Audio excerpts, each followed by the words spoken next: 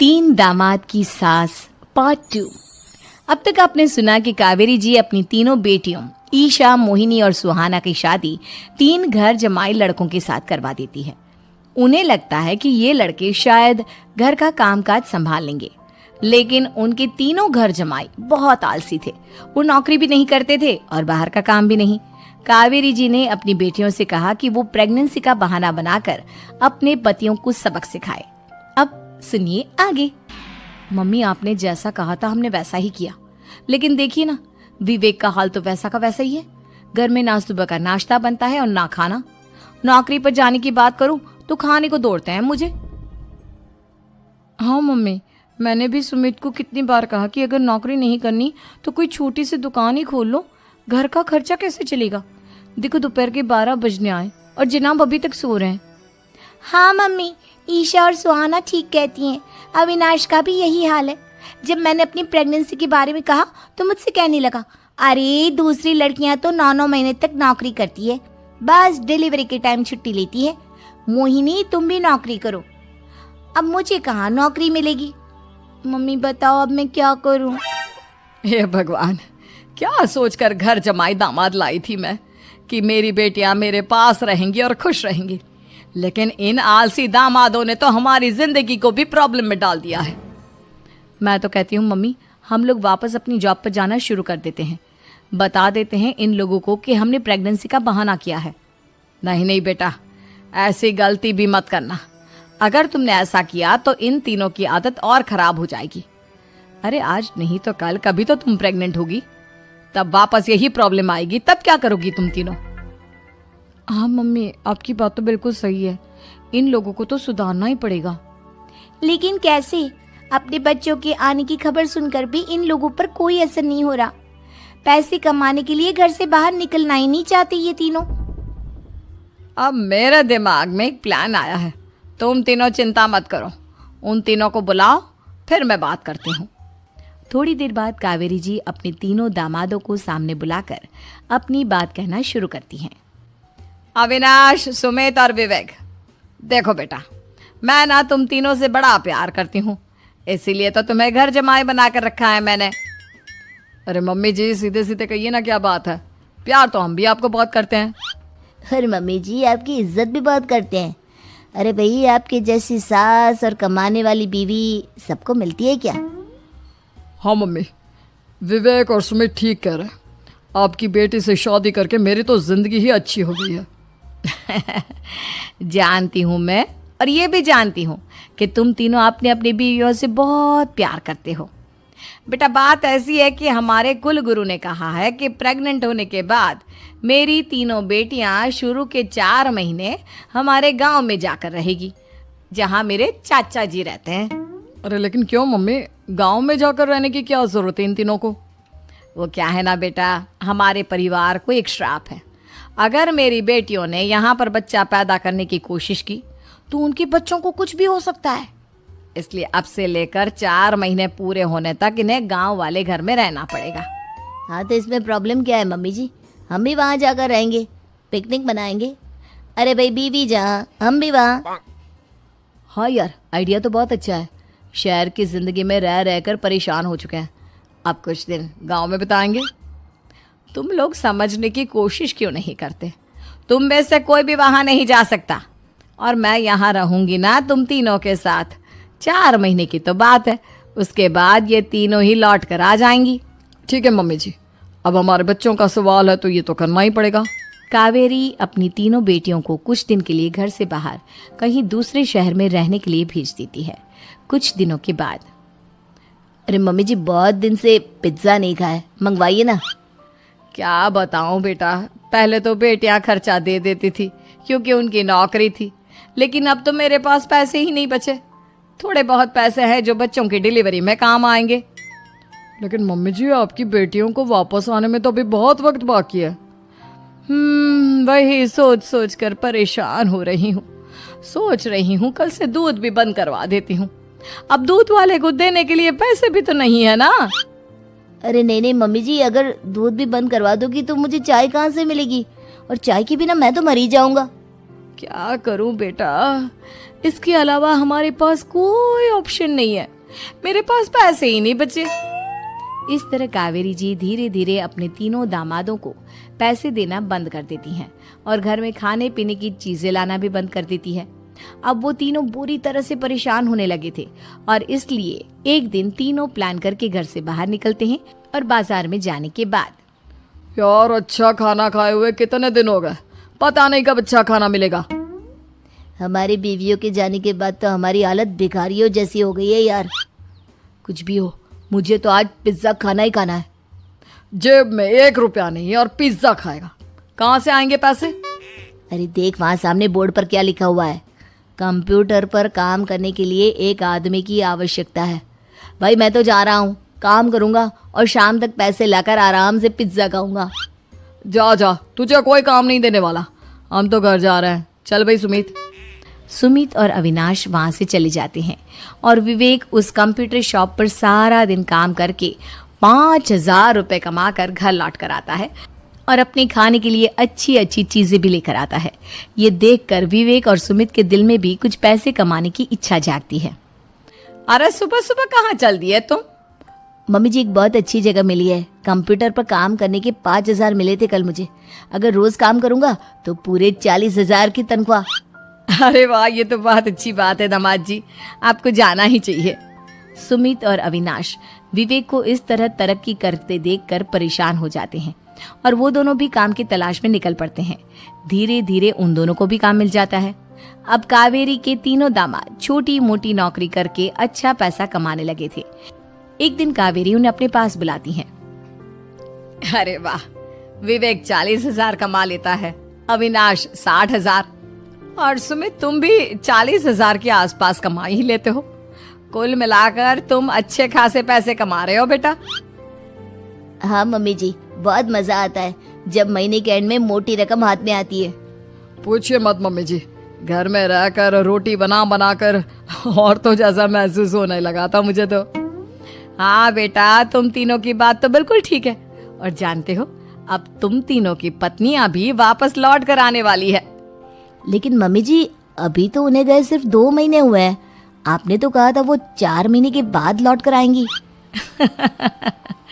ऐसा कुछ नहीं है बेटा, मैं सिर्फ तुम तीनों को सबक सिखाना चाहती थी कि आदमी घर में बैठकर बीवी की कमाई खाता हुआ अच्छा नहीं लगता। इस दुनिया में हर इंसान को मेहनत करनी चाहिए, काम करना चाहिए, चाहे वो औरत हो या आदमी, ताकि अपने परिवार को संभाल सके।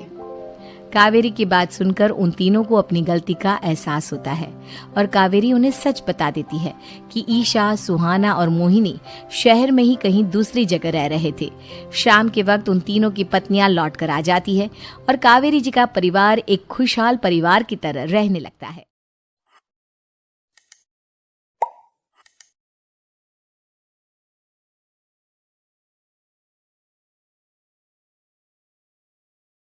कपड़े धोने वाली बहू। शादी के पहले से ही विभा को कपड़े धोने का बड़ा शौक था, कभी नल के नीचे तो कभी तालाब के पास। अरे मेरी नीली वाली लुंगी नहीं दिख रही है। विभा की अम्मा, कहाँ रखी है लुंगी? अरे वो तो विभा ने परसों ही धोकर रखी थी आपकी अलमारी में, देखो वहीं होगी। वो ना मैंने आज धो दी, मुझे लगा कि गंदी हो गई होगी। अरे कैसे गंदी हो गई थी, उसे तो मैंने पहना भी नहीं। हे भगवान, इस लड़की के कपड़े धोने की आदत से परेशान हो गया हूँ मैं।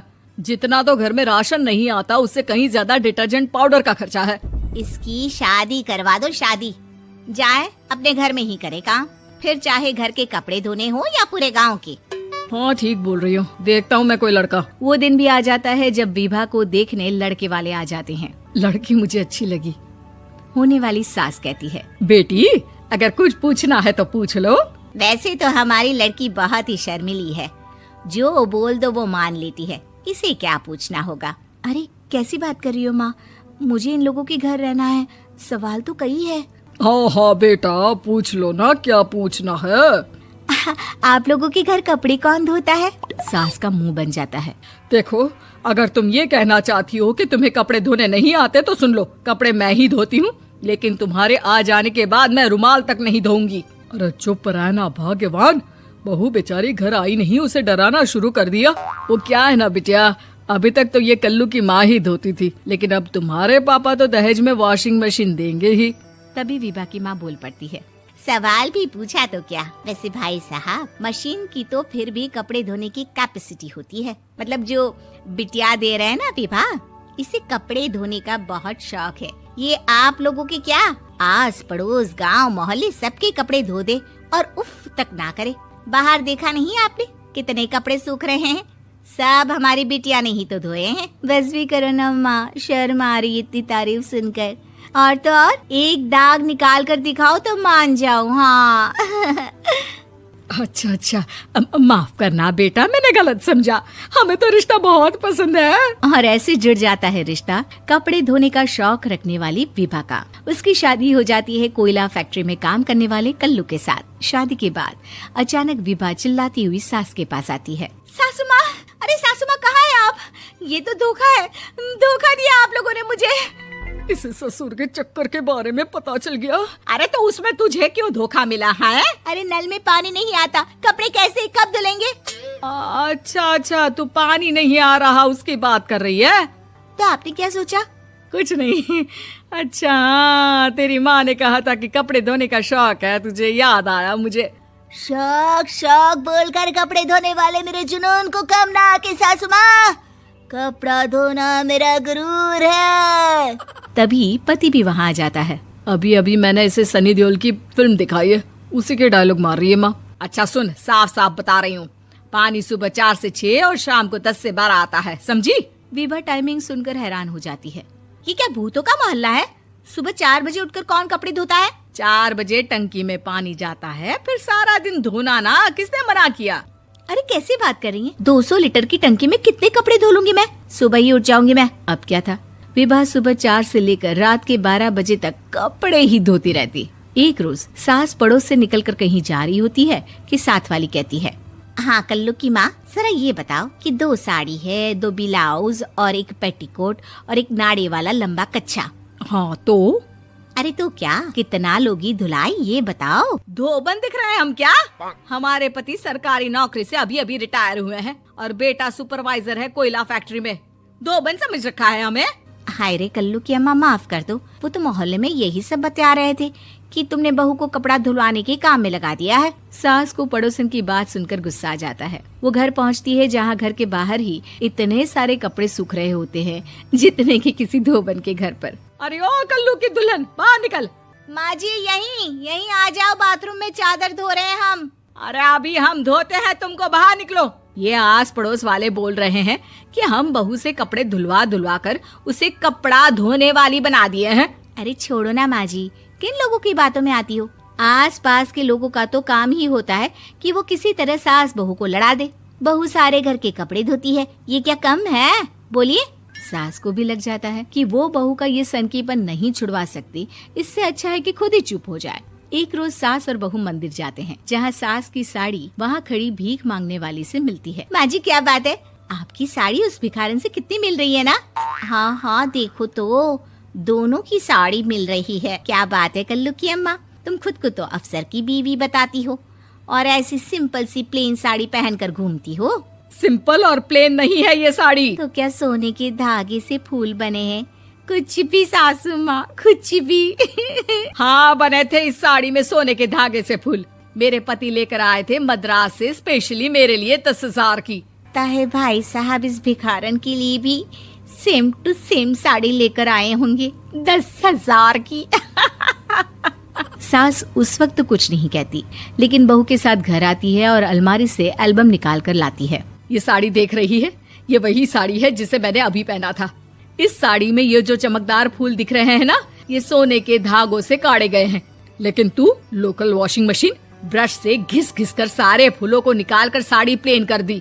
मुझे माफ कर दीजिए सासू माँ। और तो और, जब मैंने तुझे तेरी गलती के लिए कुछ नहीं कहा, लेकिन तूने तो सबके सामने मेरा मजाक ही बना दिया। क्यों? बहू को समझ में आ जाता है कि अब से उसका कपड़े धोना बंद।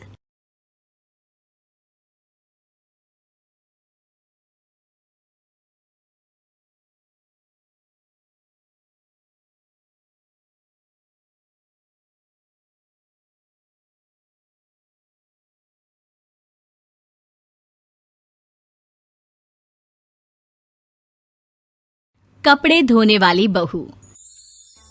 शादी के पहले से ही विभा को कपड़े धोने का बड़ा शौक था। कभी नल के नीचे तो कभी तालाब के पास। अरे मेरी नीली वाली लुंगी नहीं दिख रही है। विभा की अम्मा, कहाँ रखी है लुंगी? अरे वो तो विभा ने परसों ही धोकर रखी थी आपकी अलमारी में, देखो वहीं होगी। वो ना मैंने आज धो दी, मुझे लगा कि गंदी हो गई होगी। अरे कैसे गंदी हो गई थी? उसे तो मैंने पहना भी नहीं। हे भगवान, इस लड़की के कपड़े धोने की आदत से परेशान हो गया हूँ मैं। जितना तो घर में राशन नहीं आता, उससे कहीं ज्यादा डिटर्जेंट पाउडर का खर्चा है। इसकी शादी करवा दो, शादी जाए अपने घर में ही करे काम, फिर चाहे घर के कपड़े धोने हो या पूरे गांव के। हाँ ठीक बोल रही हूँ, देखता हूँ मैं कोई लड़का। वो दिन भी आ जाता है जब विभा को देखने लड़के वाले आ जाते हैं। लड़की मुझे अच्छी लगी। होने वाली सास कहती है, बेटी अगर कुछ पूछना है तो पूछ लो। वैसे तो हमारी लड़की बहुत ही शर्मीली है, जो बोल दो वो मान लेती है, इसे क्या पूछना होगा। अरे कैसी बात कर रही हो माँ, मुझे इन लोगों के घर रहना है, सवाल तो कई है। हाँ हाँ बेटा, पूछ लो ना, क्या पूछना है। आप लोगों के घर कपड़े कौन धोता है? सास का मुंह बन जाता है। देखो, अगर तुम ये कहना चाहती हो कि तुम्हें कपड़े धोने नहीं आते तो सुन लो, कपड़े मैं ही धोती हूँ, लेकिन तुम्हारे आ जाने के बाद मैं रुमाल तक नहीं धोऊंगी। अरे चुप रहना भाग्यवान, बहू बेचारी घर आई नहीं, उसे डराना शुरू कर दिया। वो क्या है ना बिटिया, अभी तक तो ये कल्लू की माँ ही धोती थी, लेकिन अब तुम्हारे पापा तो दहेज में वॉशिंग मशीन देंगे ही। तभी विभा की माँ बोल पड़ती है, सवाल भी पूछा तो क्या। वैसे भाई साहब, मशीन की तो फिर भी कपड़े धोने की कैपेसिटी होती है। मतलब जो बिटिया दे रहे हैं ना विभा, इसे कपड़े धोने का बहुत शौक है। ये आप लोगों के क्या, आस पड़ोस गांव मोहल्ले सबके कपड़े धो दे और उफ तक ना करे। बाहर देखा नहीं आपने कितने कपड़े सूख रहे हैं? सब हमारी बिटिया ने ही तो धोए हैं। बस भी करो ना माँ, शर्म आ रही इतनी तारीफ सुनकर। और तो और एक दाग निकाल कर दिखाओ तो मान जाऊं। हाँ अच्छा अच्छा, माफ करना बेटा, मैंने गलत समझा।